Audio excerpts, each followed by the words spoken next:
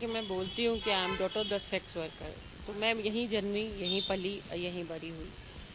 तो मेरा जो एक अनुभव रहा कि बचपन में जब भी मैं स्कूल जाती थी तो मुझे अपना पहचान बताने की इजाज़त नहीं थी कि मैं कौन हूँ, मैं किस मोहल्ले से आती हूँ। ये नहीं बताते थे, छुपाते थे। मुझे लगता था कि क्यों छुपाना पड़ता है। दूसरा कि रात को कभी भी किसी भी समय पुलिस रेड कर देता, किसी भी समय। अगर रात को 2 बजे पुलिस रेड कर रहा है तो मेरी दादी घर में रहती थी, तो वो रात को 2 बजे उठाती, उठो और उठ के उस वक्त पढ़ो कोई भी किताब, अली बे ते जो भी पढ़ना है पढ़ो, ताकि पुलिस वाले को पता चले कि तुम पढ़ने वाली बच्ची हो। तो ये बताना पड़ता था। तो मुझे लगता था कि मैंने ऐसा किया गया है जो पुलिस से को बताने के लिए मुझे ये काम करना है। ये दो बातें। और तीसरी बात है कि मैं जब भी बाहर निकलती या कोई भी मीडिया या किसी भी के सामने आ गया तो अरे सेक्स वर्कर, तो मुझे लगता था कि मैं वो तो हूँ नहीं, मैं तो बेटी हूँ। तो बेटी को बेटी मानने में क्या ये परेशानी है। तो ये जो तीनों चारों सवाल थे ना, ये बचपन से मेरे आसपास घूम रहे हैं। उस समय तो पता नहीं था कि मैं ये कैसे करूँगी। सच पूछिए, उस समय मेरे पास ये सब कोई एक ये नहीं था, विजन नहीं था कि मैं पाठशाला चलाऊंगी या पुलिस वाले के साथ बैठूंगी, ऐसा कुछ नहीं था। ये मेरे लिए, आज मैं जो कह रही हूँ कि मेरे लिए एक वरदान से कम नहीं है।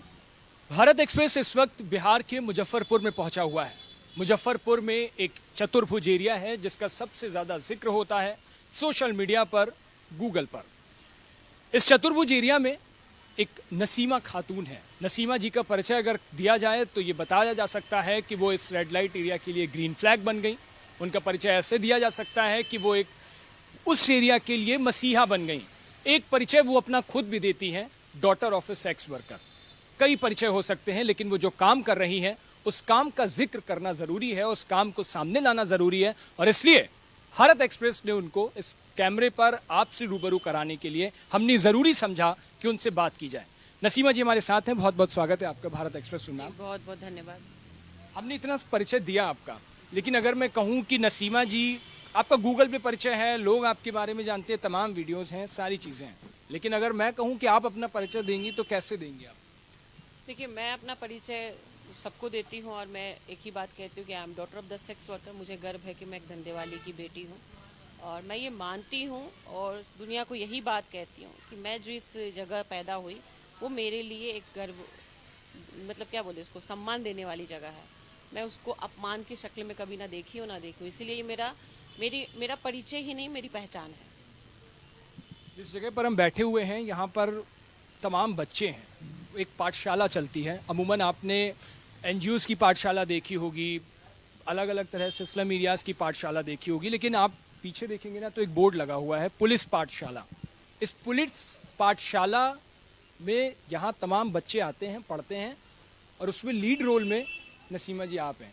ये बच्चों को रेड लाइट एरिया से यहाँ तक लाना, इनको पढ़ाना, इनको शिक्षा दिलाना, ये सब पुलिस के साथ मिलकर पुलिस पाठशाला चलाना, ये कैसे? देखिए, जैसा कि मैं बोलती हूँ कि I am daughter the sex worker. तो मैं यहीं जन्मी, यहीं पली और यहीं बड़ी हुई। तो मेरा जो एक अनुभव रहा कि बचपन में जब भी मैं स्कूल जाती थी तो मुझे अपना पहचान बताने की इजाज़त नहीं थी कि मैं कौन हूँ, मैं किस मोहल्ले से आती हूँ। ये नहीं बताते थे, छुपाते थे। मुझे लगता था कि क्यों छुपाना पड़ता है। दूसरा कि रात को कभी भी किसी भी समय पुलिस रेड कर देता, किसी भी समय।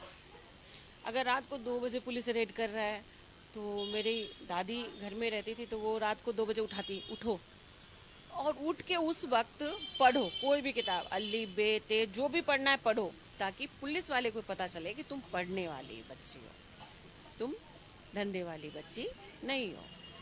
तो ये बताना पड़ता था। तो मुझे लगता था कि मैंने ऐसा किया गया है जो पुलिस से को बताने के लिए मुझे ये काम करना है। ये दो बातें। और तीसरी बात है कि मैं जब भी बाहर निकलती या कोई भी मीडिया या किसी भी के सामने आ गया तो अरे सेक्स वर्कर, तो मुझे लगता था कि मैं वो तो हूँ नहीं, मैं तो बेटी हूँ। तो बेटी को बेटी मानने में क्या ये परेशानी है। तो ये जो तीनों चारों सवाल थे ना, ये बचपन से मेरे आसपास घूम रहे हैं और इसी सवाल के जवाब ढूंढने के लिए मैं लगातार कोशिश करती आ रही हूँ कि किसी तरह से हो। तो 2023 में सितंबर महीने में हमारे यहाँ एक एएसपी आए थे, अवधेश दीक्षित नाम है उनका। तो जब वो आए तो नए पुलिस वाले आते तो इस इलाके में वो देखते हैं किस तरह का इलाका है, क्या है, किस तरह का है, क्योंकि क्राइम जगह से जुड़ा हुआ है तो आते ही रहते हैं। तो उन्होंने सोचा कि उनके मन की बात है, वो तो और बेहतर से बताएंगे, लेकिन वो उनको उस समय लगा कि यार कुछ और बेहतर हो सकता है क्या। तो आजकल अब तो देखते कहीं भी जाने से पहले हम गूगल का खोलते हैं, तो उन्होंने भी सर्च वगैरह किया, फिर मेरे बारे में पता किया, मुझसे बात करने के लिए उन्होंने संवाद भेजा कि भाई नसीमा जी आपसे मिलना चाह रहे हैं। वो मेरे घर आए, जहाँ मैं रहती हूँ इस इलाके के इस नाका के पीछे मेरा घर है। तो जो पहले रेड लाइट एरिया हुआ करता था उसको बंद करा के उसके बाद वहाँ पे अब कोई नहीं रहता, मतलब खाली है, ऐसे ही लोग अपना घर में रहते हैं। तो वो आए वहाँ पे मुझसे मिलने आए, तो रेड लाइट एरिया में?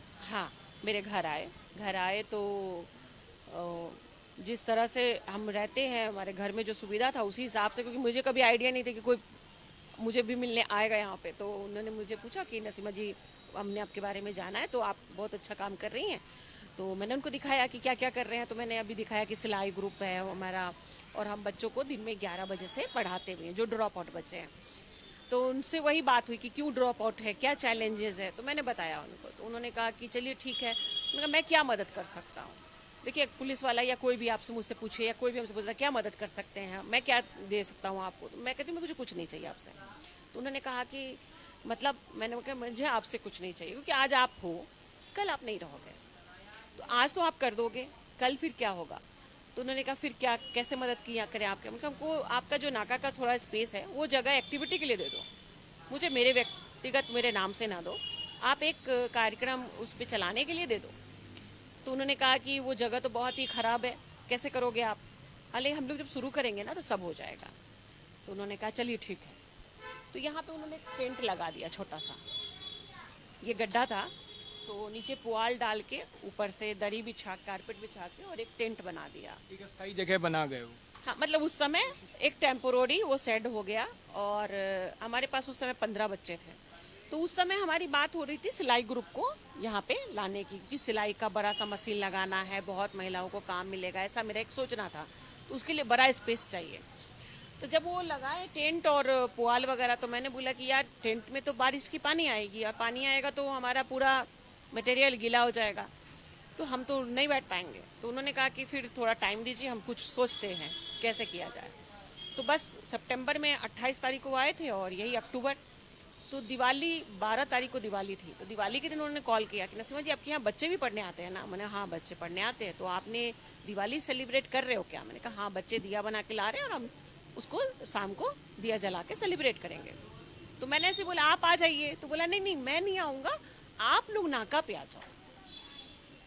ये पुलिस चौकी जहाँ मैं बचपन से मैं पली बड़ी हूँ, लेकिन मैं कभी मैं क्या इस इलाके कोई भी आदमी, नेता को छोड़ के और दादाओं को छोड़ के बाकी कोई व्यक्ति यहाँ खड़ा होने की हिम्मत ही नहीं करता था। आना तो छोड़ दीजिए, इस पूरे चौहद्दी में खड़ा होने की हिम्मत ही नहीं होती थी, इतना डर था।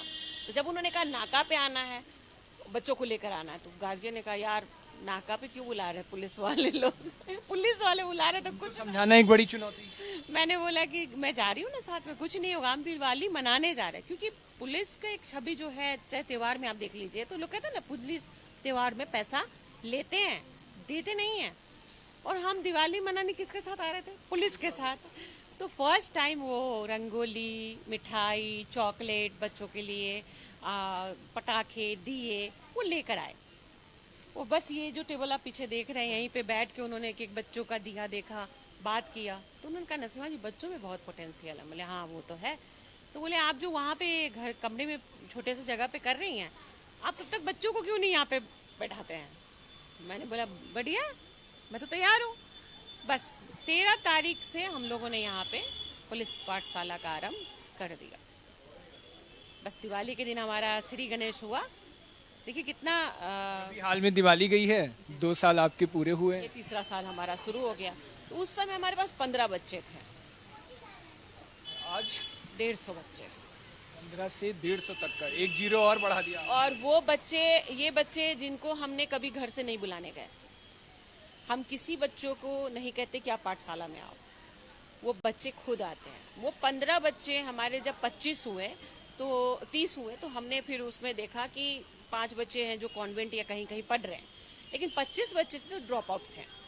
तो हमें 11 बजे से उस समय पाठशाला करते थे, तो हमें लगा कि पाठशाला का ये पर्याप्त करिकुलम तो होगा नहीं जब तक हम सही इसको एजुकेशन से नहीं जोड़ेंगे। तो हमने कहा स्कूल जाएंगे, यहाँ पास में स्कूल है, वहाँ उनका एडमिशन कराया। पुलिस वाले मेरे साथ जाके बच्चों का दाखिला कराए, और उन 25 बच्चों का जब दाखिला हुआ तो हमने एक स्लोगन दिया कि जो स्कूल जाएगा वो पाठशाला आएगा। आपने स्कूल में उनका नाम लिखवाया और यहाँ पाठशाला में कोचिंग भी प्रोवाइड की। शाम को तो वो जो स्कूल में जो स्कूल है सरकारी स्कूल, वो दलित बस्ती में है, तो वहाँ पे जो बाकी बच्चे थे जो ड्रॉप आउट थे, उनको लगा ये कौन से बच्चे हैं भाई, ये पुलिस वाले आ रहे हैं, इनका एक अपना रुतबा है यार। सोचिए कि आपके साथ आपका कोई पुलिस वाला जाए कि भाई इसको कौन प्रॉब्लम किया। तो वो बच्चे बोले कि क्या हम भी आ सकते हैं। हमने बोला बिल्कुल आ सकते हैं। उनके पेरेंट्स को बताया कि हम तो इस इलाके के बच्चों के लिए कल हो के, आप ये तो नहीं कहेंगे कि, बोला नहीं नहीं हमको इससे कोई आपत्ति नहीं है, बच्चे तो बच्चे हैं। देखिए सडनली सोच चेंज बदल गया। तो फ्रेंडली जोन बन गया पुलिस का भी। तो फिर हमारे पास आज सिर्फ हम ये नहीं कह सकते कि ये रेड लाइट एरिया के बच्चों का स्कूल है, ये उन सभी वंचित जमात के बच्चों का स्कूल है। और मैं बहुत गर्व से अब कहती हूँ कि मैं ये 150 बच्चे की मम्मी हूँ, क्योंकि यहाँ पे उनकी जो दशा और दिशा और जो भी निर्णय है वो मैं कर रही हूँ। तो वो 150 मम्मियों को मैं कहती हूँ कि आप एक बच्चे की मम्मी हैं, मैं 150 बच्चे की मम्मी हूँ। मुझे ये बताइए, पीपल की छाँव में शेड के नीचे आज 150 बच्चे बैठ के पढ़ते हैं। नसीमा खातून का नाम जब गूगल पर लिखा जाता है तो पूरा उनका परिचय आज आ जाता है, और ये आज भी अपने आप में एक उपलब्धि समझी जाती है अगर गूगल आपका परिचय बता दे। नसीमा खातून कहते हैं कि ऐसे नहीं, सोने को बिल्कुल पका करके जब पकाया जाता है तो जो चमक आती है, उससे पहले वो तपन जो होती है उसकी भी बात बहुत अजीब होती है। आपको ये कब समझ आने लगा, या मैं कहूँ नसीमा खातून को ये कब समझ आने लगा कि मुझे इस एरिया में मैं हूँ जहाँ की ऐसी पहचान बन गई, या आपको ये समझ आने लगा कि मेरी ऊपर एक टैग लग गया है और इसे कैसे हटाया जाए? देखिए मैंने बताया ना, बचपन में जब मैं स्कूल जाती थी तो मेरे उम्र की जितनी बच्चियाँ थी वो बड़े खुल के शाम को घर से मतलब स्कूल से लौटते थे। किस स्कूल में पढ़ती थी? सरकारी स्कूल है यहीं पास में, महिला किसने कराया था? पापा ने कराया था, लेकिन एड्रेस नहीं बताना। तो मेरी सहेलियों को बोलते थे कि उस गली से चलो, तो वो बोलती थी नहीं जाएंगे। और क्यों नहीं जाओगे? वो बोलती थी कि वहाँ से इसलिए नहीं जाएंगे क्योंकि वहाँ मम्मी पापा बोलते हैं कि लड़कियों को पकड़ लेते। तो मुझे लगता था यार मैं भी तो उधर से ही आती हूँ, रोज आती हूँ, मुझे तो कोई नहीं पकड़ता, इनको क्यों पकड़ लेगा? तो एक दिमाग में होता है ना, छोटे बच्चों को आप कितना सोचने के लिए कहेंगे। तो मेरे दिमाग में एक नॉक। दूसरा कि चोर की तरह जिंदगी लगती थी यार, कभी भी कोई आके भगदड़ मच जाता था, पुलिस आ गया भागो, ये करो भागो। तो लगा यार कि उस समय तो पता नहीं था कि मैं ये कैसे करूँगी। सच पूछिए उस समय मेरे पास ये सब कोई एक ये नहीं था, विजन नहीं था कि मैं पाठशाला चलाऊंगी या पुलिस वाले के साथ बैठूंगी, ऐसा कुछ नहीं था। ये मेरे लिए, आज मैं जो कह रही हूँ कि मेरे लिए एक वरदान से कम नहीं है कि मैं ये कर रही हूँ।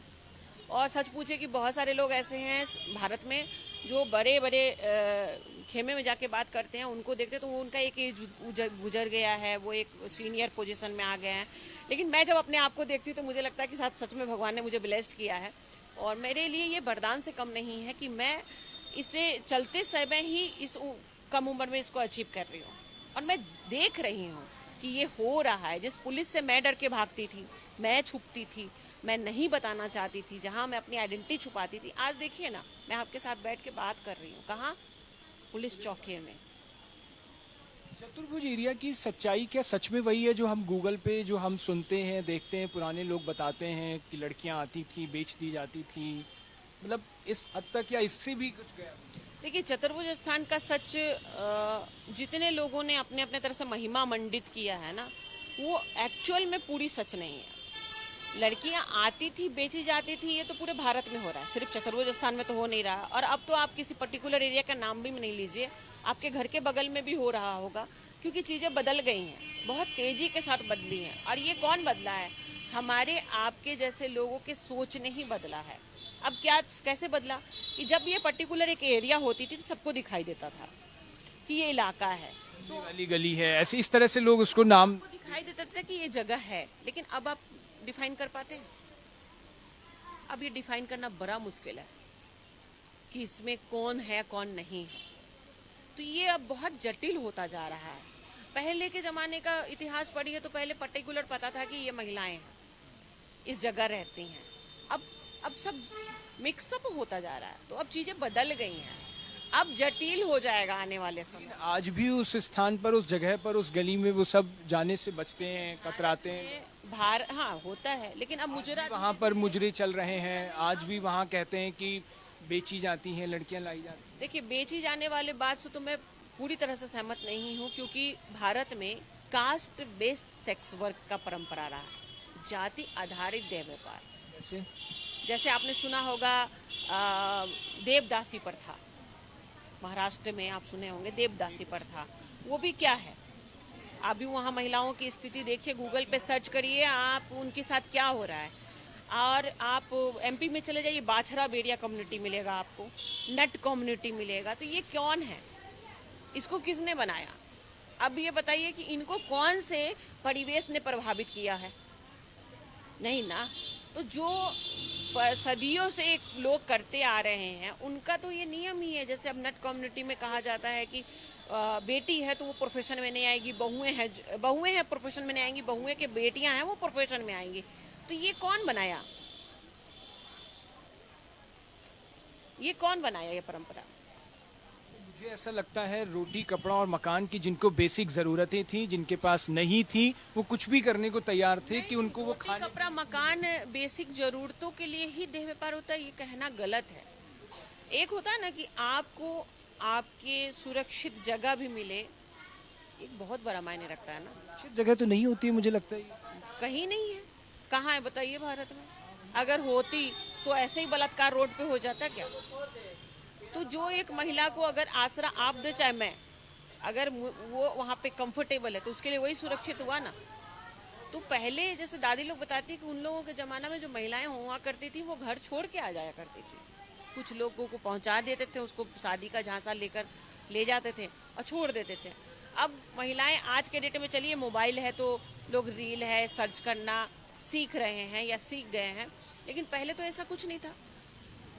अब यहाँ जो भाषा बोला जाता है वो बागड़ी दूसरे भोजपुरी और मैथिली मिक्स है, बज्जिका बोला जाता है। उसी तरह आप दूसरे स्टेट में चलिए, वहाँ दूसरा भाषा बोला जाता है। अब मान लीजिए यहाँ की कोई 12 साल की बच्ची को कोई वहाँ पहुँचा दे, कैसे उसके पास क्या ऐसा नॉलेज है? तो ये सब जो चैलेंजेस है, इस पे कभी कोई बात नहीं होती है घर में, और बच्चियाँ सफ़र करती हैं ट्रैफिकर के साथ। अभी भी मोबाइल पे आप देखिए तो आपको रील, एक अजीब अजीब सा रील मिलेगा। वो लड़की बोल रही है कि मुझे शादी कर लो, मैं तुम्हें इतना पैसा दूंगी, कोई कुछ बोल रहा है और उस पर कोई सवाल नहीं उठा रहा। कहीं देखा आपने कि वैसे को बैंड कर दिया जाए? तो आप क्या परोस रहे हैं? तो चतुर्भुज स्थान का नाम तो सिर्फ कहने के लिए बदनाम है। एक्चुअल में चतुर्भुज स्थान के नाम पे कमाने वाले जो लोग हैं, उसका चेहरा हमारे सामने नहीं है। तो उंगली उठाने के लोगों ने वहाँ पर संरक्षण दे रखा है, या क्या वो जानबूझ के एक धंधे का नियम बना रखा है, उनके लिए कमाई का जरिया है? कुछ लोगों के लिए तो ये जरिया ही है ना, चतुर्भुज स्थान के नाम पे जरिया ही तो बना रखा है कुछ लोगों ने। उन औरतों को क्या मिलता है? उन लोगों कुछ नहीं मिलता, कुछ नहीं। उनको जब मन चाहे कोई भी खदेड़ देता है। इसीलिए अभी जो सुप्रीम कोर्ट ने 2023 या 22 में सुप्रीम कोर्ट ने एक जजमेंट पेश किया, जिसमें ये 10 पॉइंट उनमें उल्लेखित हैं। आप गूगल पे सर्च करेंगे तो आपको मिलेगा। उस वक्त से, जब से ये जजमेंट आया, उस वक्त से थोड़े चीज़ें जो सेक्स वर्कर ऑलरेडी बन चुकी हैं, उनको आप क्या बदलोगे बताओ मुझे। अभी भारत में महिला बाल कल्याण मंत्रालय का एक आंकड़ा है, 28 लाख समथिंग सेक्स वर्कर है पूरे भारत में। वो 2004 की आंकड़े हैं, अभी तो बदल गए होंगे। तो अब एक बात बताइए कि जो ट्रैफिकर है या ट्रैफिकिंग है, वो तो लाएंगे तब ना प्रोफेशन में आएंगे, लेकिन जो ऑलरेडी आ चुके हैं वो 28 लाख महिलाएं, उनके लिए क्या है आपके पास? मैंने तो सबको बोला कि मैं लाती हूँ 28 लाख लोगों को। आप मुझे वो दुनिया दिखाइए जहाँ बदलाव होगा, जहाँ उनको सम्मान के साथ लोग देखेंगे। ऐसा कोई जगह है क्या ऐसा जगह समाज में? नहीं है।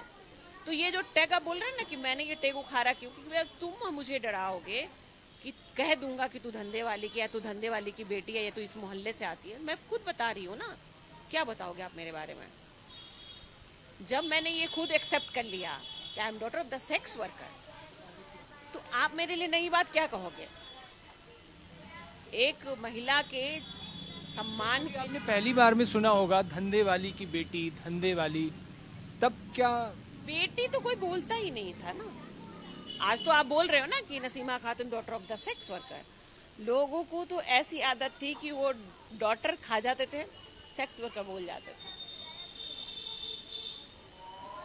तो daughter of the sex worker बोलते बोलते मैं यहाँ तक पहुंची हूँ, और ये मेरी एक पहचान बन गई।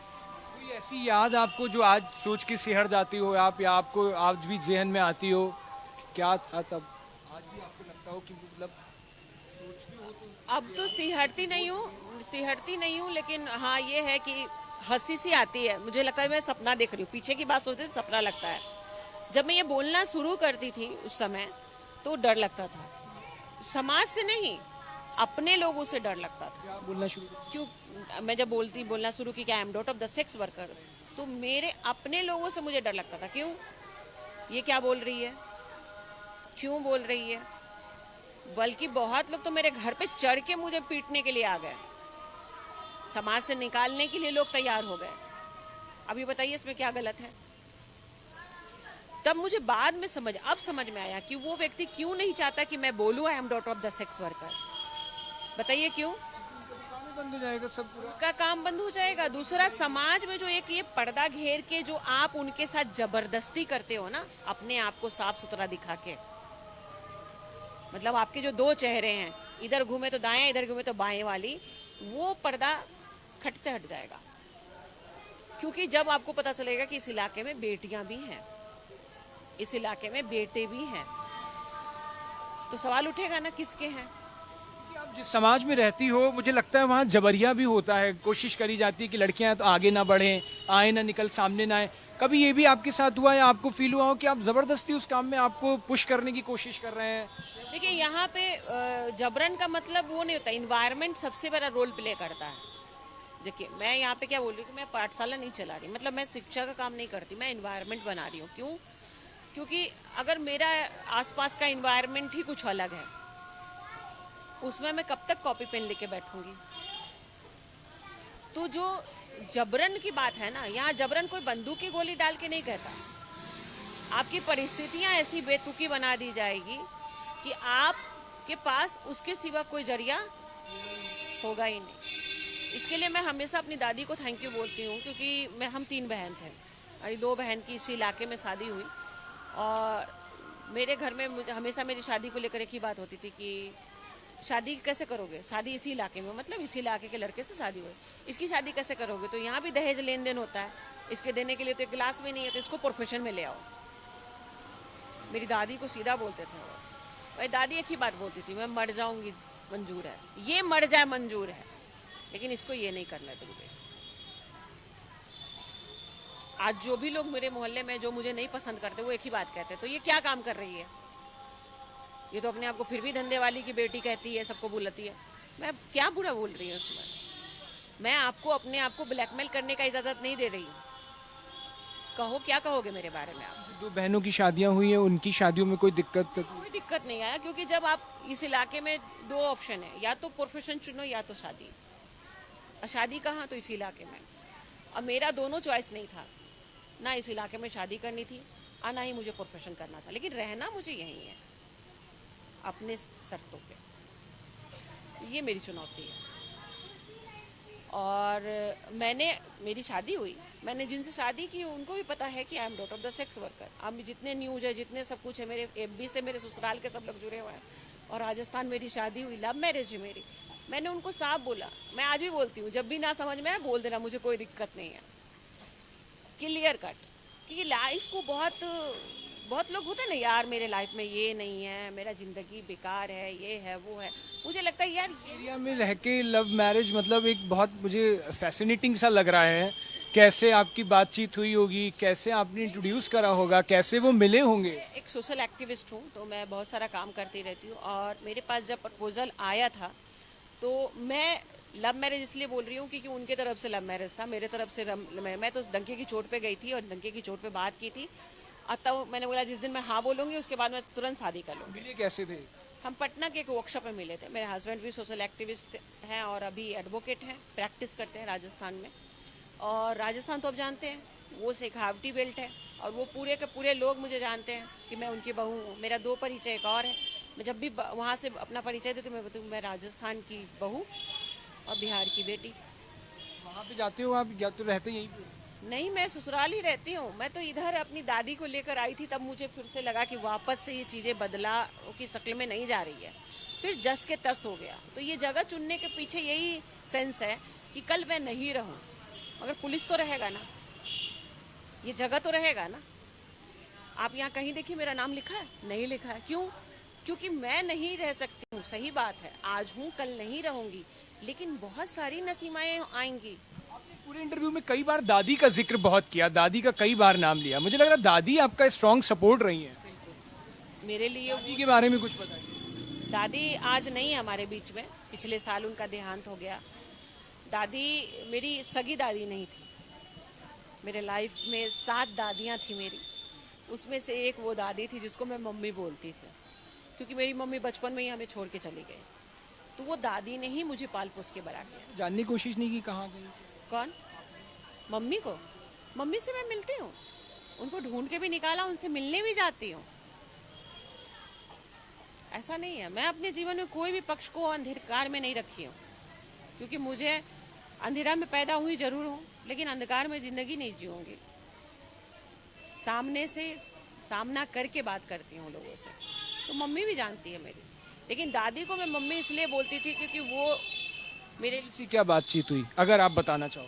मम्मी जब वो मुझे छोड़ के गई तो उनका अपना एक आर्गूमेंट था कि वो इस माहौल में नहीं रहना चाहती थी। वो भी सेक्स वर्कर की बेटी थी, लेकिन उनका ये था कि वो अपने लाइफ को ऐसा जीना चाहती है कि उसका पति उसको कमा के ला के दे, वो घर चलाए, ऐसा जीना चाहती थी। और इसीलिए उनको लगा कि वो यहाँ पे उनको वो फुलफिल नहीं होगा, तो वो छोड़ दी और वो किसी और से शादी करके चली गई। लेकिन दादी चाहती तो हमें प्रोफेशन में ले आती ना। मैं तो उनकी सगी भी नहीं थी और उनके बुढ़ापे का लाठी भी बन सकती थी।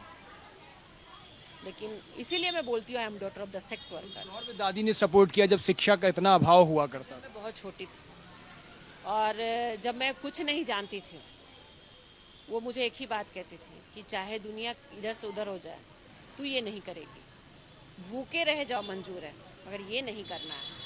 तो दादी की वजह से ही आज मैं बोलती हूँ कि I am daughter of the sex worker, क्योंकि वो एक सेक्स वर्कर थी। लोग बोलते हैं ना कि सेक्स वर्कर बच्चियों को जबरन धंधा कराते हैं।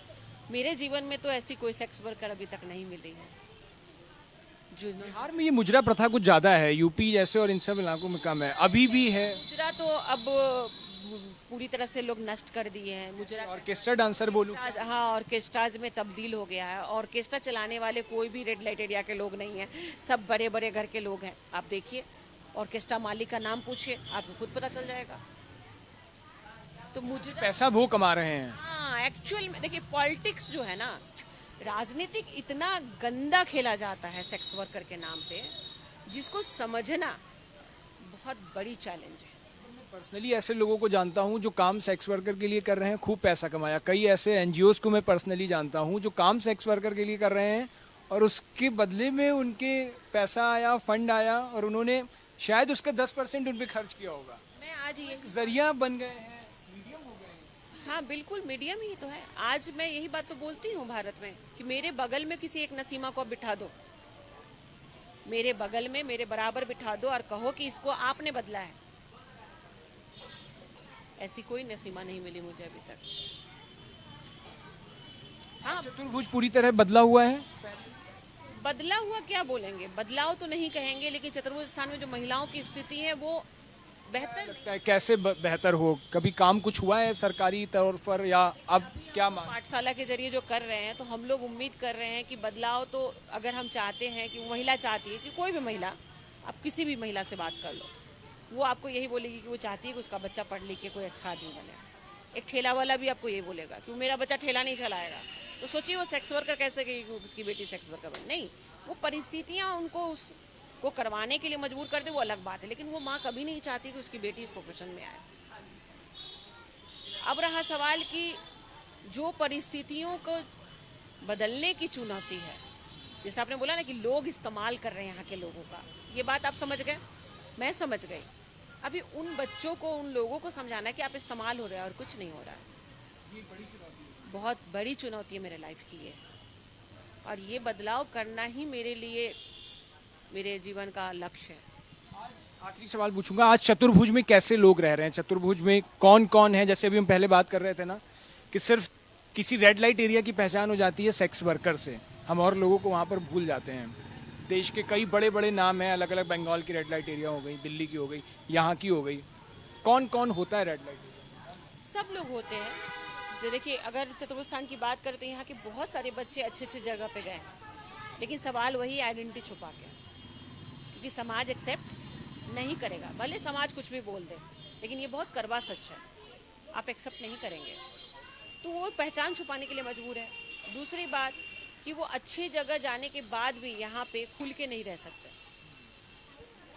मेरे लाइफ में ये चैलेंज नहीं है, क्योंकि सबको पता है कौन है daughter of the sex worker. तो मैं यहाँ घूमते भी मिलूंगी तो आपको पता है यहाँ की बेटी है इसलिए घूम रही है, लेकिन वो घूमते मिलेंगे तो आप कहेंगे ना, अरे मैडम आप यहाँ पे क्या कर रही हैं, आप तो फलाने जगह रहती है ना, तो वो झूठ है। तो दूसरा, जो कुछ पॉलिटिक्स में भी है यहाँ पे, वो आपको बताएंगे वो फलाने पार्टी में है, लेकिन वो ये नहीं बताएंगे कि वो इस इलाके के बच्चे हैं। तो सब लोग हैं यहाँ पे, हर तरह के लोग हैं, मगर दिक्कत क्या है कि एक्सेप्ट नहीं करते। क्यों? क्योंकि सामने वाला एक्सेप्ट नहीं करेगा। अब मैं क्या कहती हूँ कि आप मुझे एक्सेप्ट करो या ना करो, मुझे कोई फर्क नहीं पड़ता, मैंने अपने आप को एक्सेप्ट कर लिया है, बस। जी, आप वाकई में बेहद शानदार काम कर रही हैं, और मेरी एक मुकम्मल दुआ होगी, इस पीपल के पेड़ के नीचे मैं बैठा हुआ हूँ, कि आज 2 साल में आपने 150 बच्चे कर लिए, अगले 2 साल में आप 1500 बच्चों की माँ हो जाओ, और लगातार आप करते जा रहे हो कि नसीमा खातून गाली को ताली बनाया और आज एक मुकम्मल पहचान बनी है, और उस मुकम्मल पहचान की वजह से ही आज चतुर्भुज का नाम बदल रहा है, आज वहाँ की दिशा बदल रही है, आज उन बच्चों की दिशा बदल रही है। और यही बच्चे हो सकता है आगे जाकर प्यार से जब आपको माँ बुलाएं, आपसे कहें, तो आपको भी फ़क्र महसूस होगा कि मेरा एक बेटा वहाँ पहुँच गया, बेटी वहाँ पहुँच के कुछ नाम कर दिया। कैमरा पर्सन रमेश राय के साथ उज्जवल मिश्रा, भारत एक्सप्रेस।